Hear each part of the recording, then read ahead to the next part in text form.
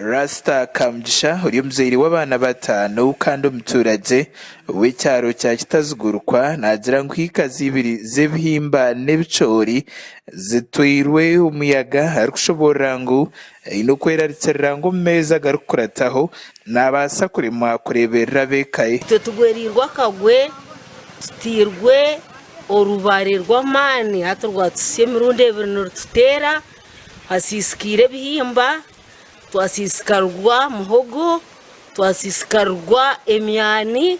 twasisikarwa ebikwijo twasisikarwa buri kihingwa cyona tutwine hati cyo kurya mazima tukumanye ko turagira abana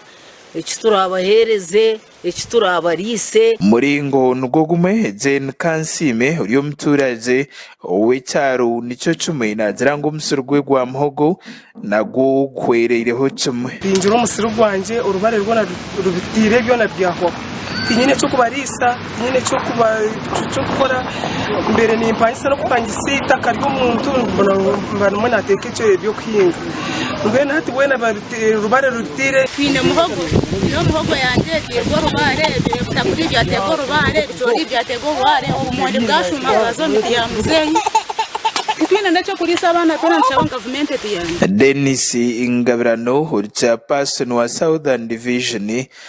municipality ya Rukunziri nagira ngo abantu abatungira ubuzubw'amani n'abinzi abayibine ebicori ebihimba muhogo ebitakuri umwani hamwe n'ibitotsi hati uriko kwihanagiriza government ukutaho buryo bukurebeka ngo yapereze mbebo zikora kukura hoteli no kugira ngo ibahereze ibyo kurya ibyo kubana bari tutami turiyo tugezaho kuwa niyo ningezaho ku connectinga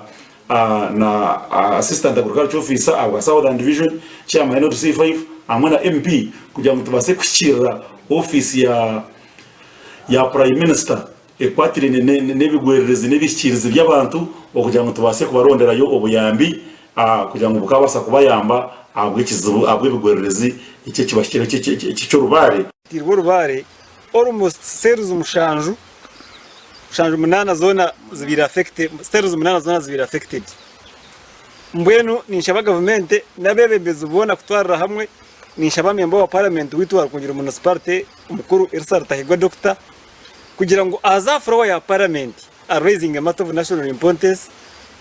ekigwerereze cy'ibirumur kanyawodi abantu bije bayambirwa Mushachi witu yagabaho na chairperson w'entebe yo kubanza wa seri ya Cheshero John Byamugisha Kandogu yashobora ngo amaka agarukurengo muri kaga nugo gateirwi hungeri ari kugira ngo haba hatagizere cyakorwa abantu babasa kwitwenjara shobirwi yo mushirebo ni wayerebera na mishuga eco kutama hega mbibu no rebo rutoke no ruhira muhogo no geranze turyaho